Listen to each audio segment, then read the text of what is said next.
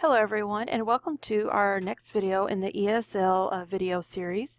This one is scenarios in ESL, and these will talk about scenarios that you might encounter as an ESL teacher or just a mainstream teacher here in Henderson County. So let's look at a scenario. So a teacher comes panicking because she has a new 6th grade student who is enrolled from Myanmar, formerly Burma, who speaks no English. So what happens next aside from you quitting your job and running out of the building screaming? So first, the ESL teacher will receive a copy of the home language survey with a different language other than English indicated. The ESL teacher, then administers the WAPT English Language Proficiency Test in the areas of listening, speaking, reading, and writing. If the student scores below an overall proficiency level of 5, he or she qualifies for services. After the student qualifies, a PSP, or Program of Services plan, is developed in conjunction with teachers, administrators, usually the ESL teacher and the parent. So services begin, which can include pull-out, push-in, sheltered English instruction, and/or content-based instruction. Next is WIDA Access Language Proficiency Testing.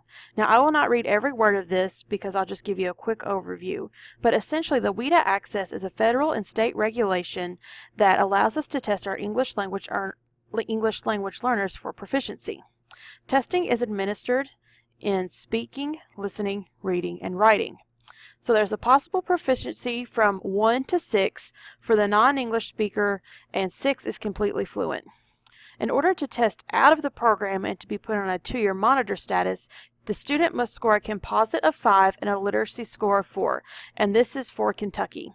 After testing, a parent and teacher report are generated, and the student scores below an overall proficiency of 5, he or she qualifies for services. Also, a PSP is also developed for the next year when the scores come in, and then services begin. So, now what? How do these scores help me? So let's look at another scenario.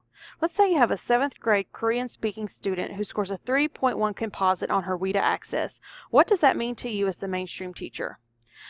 As ESL professionals, we have what are called can-do descriptors published by WIDA, and these let you know what a student can do in the areas of speaking, listening, reading, and writing. So for your benefit, if you would like to go to this following link, and on the right side of the screen, you'll click on the 6 to 8 cluster. Now that's if you're in middle school. They have clusters through K through 5 and also 9 through 12. And you can download the grade appropriate level for you. But in this case, you would go to 6 through 8 because your student is in 7th grade. And when you look and see the 3.1 level, you can see what the student can do. Okay, so at this point, I'd like you to take a minute to go to this resource you've seen on the previous slide and see exactly what the student can do and what you can expect of them. Please feel free to pause the video and to look at your own pace. Finally, here's one that's a little bit more difficult. Here's our scenario. There's a 9th grade student who speaks Mongolian and absolutely no English whatsoever. He scored a 1 on his WAPT screener test. He is what we call non-English speaking. So click on the link below and go to the appropriate grade cluster to see what the student can do. As you can see, determining what a student can and cannot do is not an exact science. You have to use your ESL program staff and the WIDA can-do descriptors to help you determine what is best for the student. If you have any questions, please consult with an ESL teacher or program staff.